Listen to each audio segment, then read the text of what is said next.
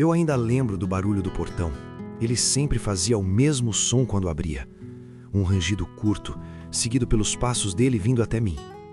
Naquele dia foi igual. O portão abriu, os passos vieram. Mas tinha alguma coisa diferente. O cheiro dele estava inquieto. Ele não falou comigo como sempre falava. Não disse meu nome, não coçou atrás da minha orelha. Só segurava a coleira na mão. Eu achei que fosse um passeio. Mesmo velho, eu ainda gostava de passear. Andava devagar, é verdade, mas caminhava feliz só de estar ao lado dele. Ele me levou até a frente da casa. Não até o carro, não até a rua. Até o poste. Eu senti quando a corda passou pelo meu pescoço. Grossa, áspera, apertada mais do que precisava. Balancei o rabo. Achei que era só enquanto ele pegava alguma coisa. Eu esperei. Sempre esperei por ele. Ele evitava olhar nos meus olhos. Eu tentava encontrar o olhar dele, como fazia quando queria entender alguma coisa, mas ele não olhou. Só fez um carinho rápido na minha cabeça. Aquele carinho apressado que não parecia carinho. Parecia despedida. Quando ele soltou a coleira da mão, eu achei que ele fosse voltar logo, como sempre voltava. Ouvi os passos se afastando, o portão abrindo outra vez, o mesmo rangido. Depois, silêncio. Eu puxei a corda de leve, só para ir atrás dele. Ela não deixou. Puxei de novo, mais forte. Meu corpo já não tinha força como antes. Então eu sentei, devagar, porque minhas pernas doíam quando eu ficava muito tempo em pé. O sol começou a descer, e eu continuei olhando para o portão, esperando o barulho, o rangido, os passos. Eles não vieram. A noite chegou fria.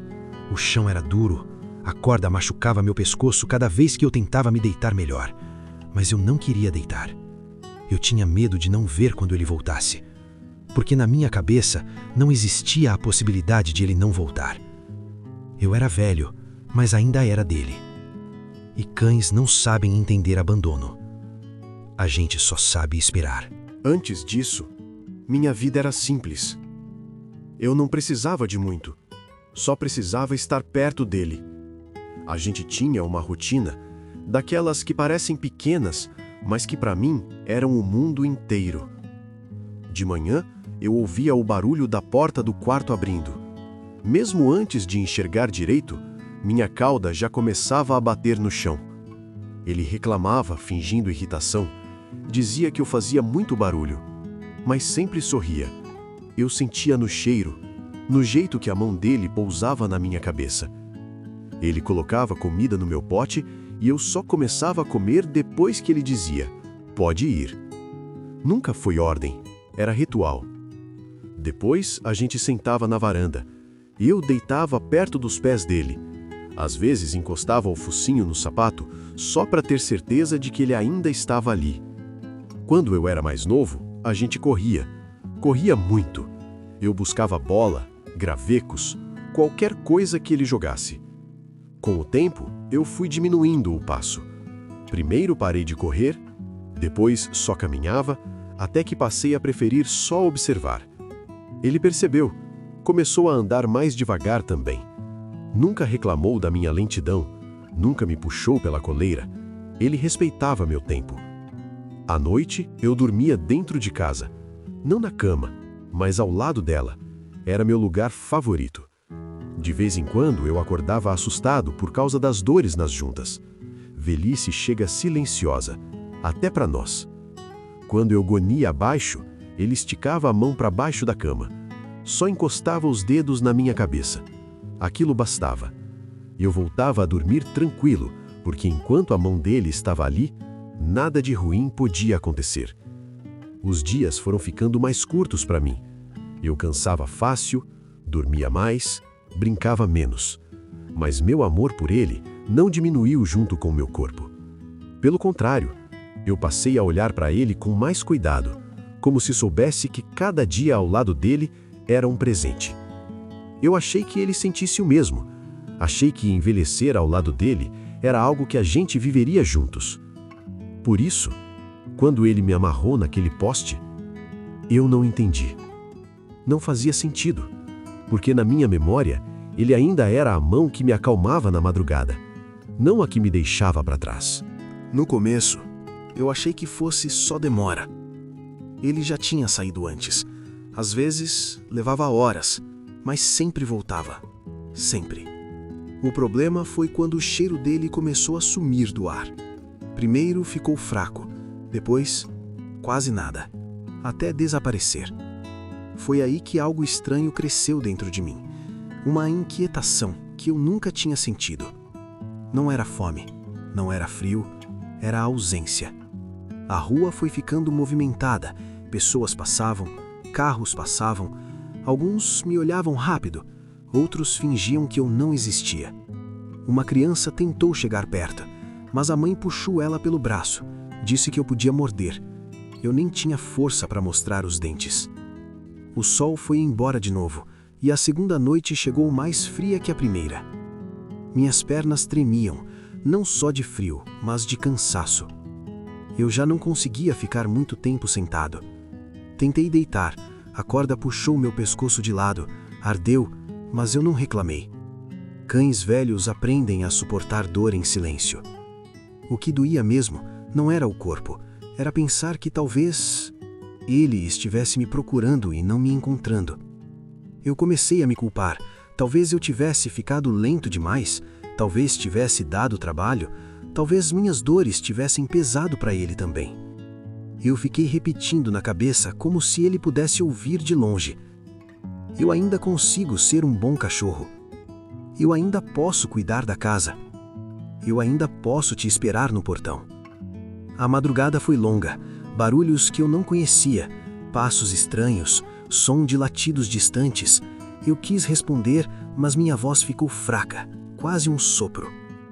Foi quando eu entendi, não de uma vez, mas devagar, como tudo na velhice. Ele não estava demorando. Ele tinha ido, e não era para voltar. Meu corpo encolheu sozinho, não sei se de frio ou de algo que quebrou aqui dentro. Mesmo assim, eu continuei olhando para o portão. Até quando meus olhos já ardiam de cansaço. Porque abandonar a esperança é algo que um cão velho demora mais para aprender do que qualquer truque da vida. Na terceira manhã, eu já não sabia quanto tempo tinha passado. O corpo fica confuso quando a esperança começa a falhar. A gente perde a noção de dia, de noite, de espera. Eu só sentia sede. Uma sede funda, seca, que ardia na garganta.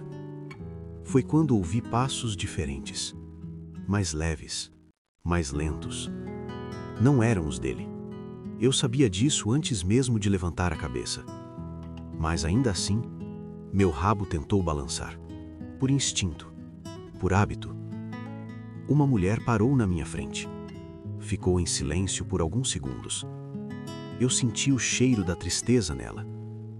Ela se agachou devagar, como quem tem medo de assustar um coração já quebrado. A mão dela veio até mim, mas parou no meio do caminho. Talvez por respeito, talvez por dúvida. Eu fiz o que sempre fiz quando queria dizer que podia confiar. Encostei o focinho na mão dela. Ela tremeu. Não de medo, de emoção. Os dedos dela tocaram minha cabeça e fazia tanto tempo que ninguém me tocava com cuidado que eu fechei os olhos sem perceber. Ela olhou a corda, olhou meu corpo magro, minhas pernas fracas. Eu tentei levantar, como se precisasse mostrar que ainda era útil, que ainda servia para alguma coisa. Mas minhas patas falharam. Ela sussurrou algo que eu não entendi com as palavras, mas entendi com o tom. Era cuidado. Quando ela desamarrou a corda, meu pescoço ardeu onde estava ferido. Mesmo assim, foi o alívio mais profundo que já senti. Eu não pulei, não corri, não lati. Cães velhos não comemoram como os jovens. A gente só respira mais fundo, como quem volta a existir. Ela me colocou no carro, forrou o banco com uma manta. Eu deitei devagar, com medo de sujar, de incomodar. Durante o caminho, eu fiquei olhando pela janela, não procurando minha antiga casa, mas tentando entender se aquilo era real. Eu não sabia para onde estava indo, nem se seria definitivo. Cães resgatados aprendem a não criar expectativa rápido demais.